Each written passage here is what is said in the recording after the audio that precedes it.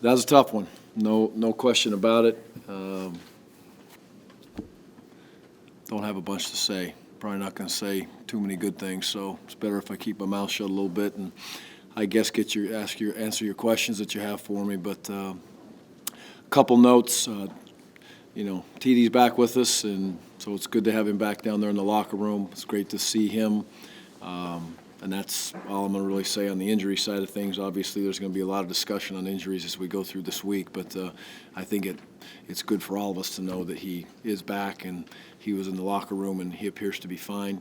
Some tough hits out there today for us, and we'll see where that goes as we continue forward with the injury side of things.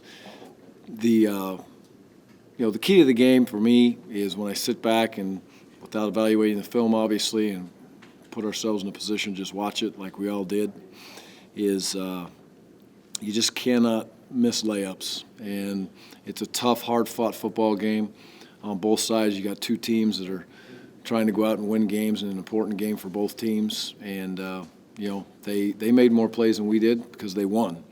But you just cannot have those plays that you miss the easy ones. And there was a number of those tonight. That's on offense, it's on defense. And then lastly, if I think my numbers are right on this, but I believe this is the second game where the team that basically won hasn't scored at least 26 points. I think there's maybe one or two games in this league this year that's taken place. So you have to score. You have absolutely no chance in a great league. The Pac-12 has proven itself very cleanly to be a league where you've got to be prepared to score points, and we are struggling mightily to score points. So we'll continue to work at it and move forward. Excited about the opportunity to come back to work tomorrow and keep fighting with this crew. Last thing I'll say to you is I'm proud of the young kids. There's an exciting youth movement taking place that I really like, and it's fun to watch. Ryan Nall, it's fun to watch. A kid kind of come into his own. And like I told the radio guys, I never tell you anything that I don't tell the kids. But it's interesting to see the dynamic of a few of these young, youthful kids stepping up and growing and developing. And quite frankly, the young bucks are going to keep on rolling, so the old guys better make sure they stay on the ship, because it's going to be a fun ship down the road. It's going to be a lot of fun. But right now, it's not. It's tough. It is what it is. But we'll remember these days, and we'll look back one day with a big smile on our face when we're winning games and taking care of business and say, remember when. So that's where I'm at. Gary, how do you make sure that this doesn't demoralize your kids' confidence? Well, first of all, I don't worry about that with this crew. I really don't.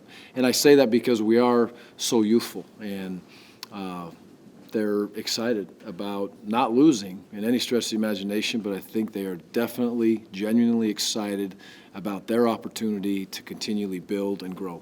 And I think that shows through in recruiting right now. I think it shows through with the youthful kids on the team, and the older guys that are the true tough guys and the true competitors are embracing that youth. The older guys, if they're not, then they're in a bad spot, because they're going to get, they'll get tossed off the bus at some point, because the kids won't let that happen. So they won't get demoralized. They'll keep fighting, and it's going to get a whole lot tougher now, okay? Because that team you're playing next week, we all know how good a football team that is, and then the next week, we all know how good a football team that is, and then the next week, and so on. So there's some really good football teams that are out there, and if we won't get demoralized, we'll keep on swinging. This young crew, they'll swing away. Do you think that kids in the locker room are pissed? Oh, yeah.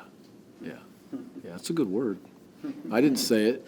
He said after practice the other day to a group of people on camera that, guys don't seem as angry as he expected. Well, I'll tell you this. In coaching, you're never going to have 105 guys care like you care as a coach. It's impossible. You'd love to have it, but that's impossible. Do I think these kids care? Absolutely. I think that's a hurt locker room in there. But is it a perfect locker room in there? No, it's not, because that locker room is going through a lot of emotions, and some kids show their emotions the other way. But I like it. That's part of the process. That's part of flipping and getting tough guys in your program that can walk in and battle through things and keep on fighting. So if I if there's a kid in there that doesn't seem pissed right now, as you put it, I'm just reiterating a word there. That's all I'm doing. Then I think that they won't survive for very long within the structure of this team. Gary, how do you evaluate your quarterback situation now?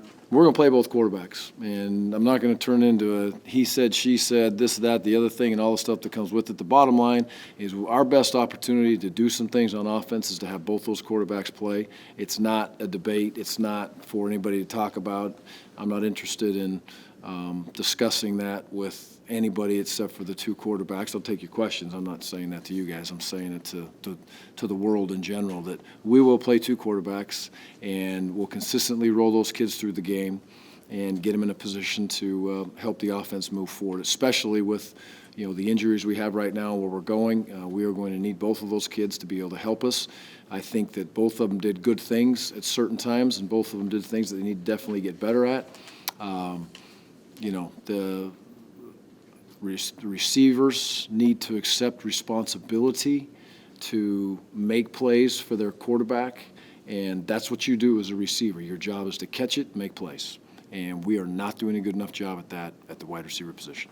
Could you expound a little more on Null's play? Yeah, Null was. Do you want to talk about that? That's the guy I'm talking about. I want that war daddy everywhere I go. Those are the guys I want. And that's the guys I want to recruit, and those are the guys I want to surround myself with, because he is tough, he's physical, he's unselfish, he's everything that a great football player stands for in my mind, and he's a freshman, and that excites the hell out of me. So he had some unbelievable runs today and just kept pounding the ball in there, and a couple times it's on the line of scrimmage. The one he bounced out of there and kind of spun out, and he's faster than you think. And he's a big, tough, physical kid. And, he missed the one run on the fourth down, and we got stopped early, which was a little disappointing for all of us on the offensive side of the football. But, boy, he came back and did some tremendous things today. I'm proud of that kid.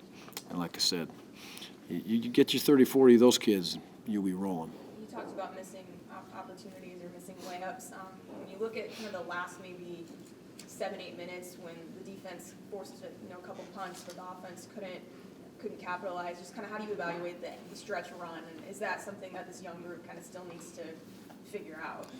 Yeah, we were in a position to win the game many times, and we didn't get it done. And when I talk about the layups, there's layups that were throughout the game there that I'd like to see us make, and there's some great plays that we made out there. And Colorado won. Credit goes to them. They won the football game, and they deserve to win the football game. But the last stretch, I would say, the defense did what they were supposed to do. They executed at a good level. It's always a little bit of a question in my mind at that point if you go for the fourth down there with whatever it was, 2 minutes and some odd seconds left, or you give your defense a chance to be able to play again with 3 timeouts. And, that worked out. So it was good that they down to get another stop. But again, offensively, we were just, we could not get ourselves in a rhythm, and we had a hard time blocking them late, especially on the left side. We're down a couple players there, and so some young men are going to have to continue to get better, because the next guys, they're going to look at that, and then the next guys are too.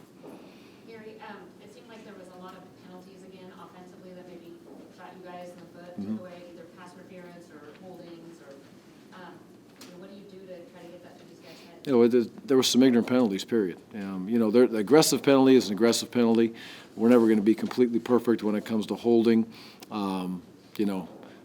Offensive PIs, and I'm going to leave it at that. So I'll discuss that with the people I needed to be able to discuss to at some point, and I'll do my best to try to learn that rule so I can teach a kid what that is and what that isn't, because I'm quite frankly confused. But there's, we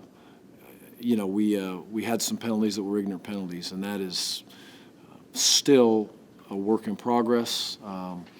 And we have to be able to execute at a higher level and play in the moment and understand what that penalty can do to a football team, to a drive, to an offense, especially with an offense that, quite frankly, has proven all season it has a very hard time overcoming long yardage situations. And, that's no secret. So getting behind the chains is tough for us, and if we do it with an ignorant penalty, that's a selfish act. How do you assess the play I think Nick came in and did some good things. He threw the ball well. He seemed to have a good command of the offense.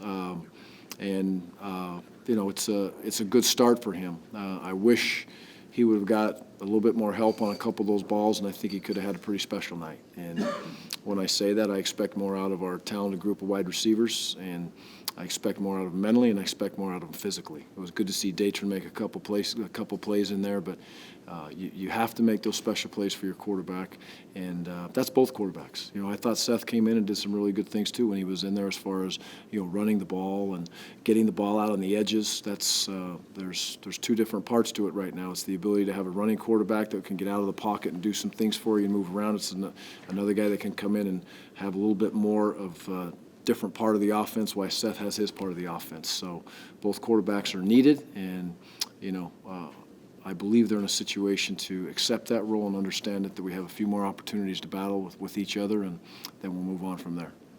Thanks, Coach. Thank you.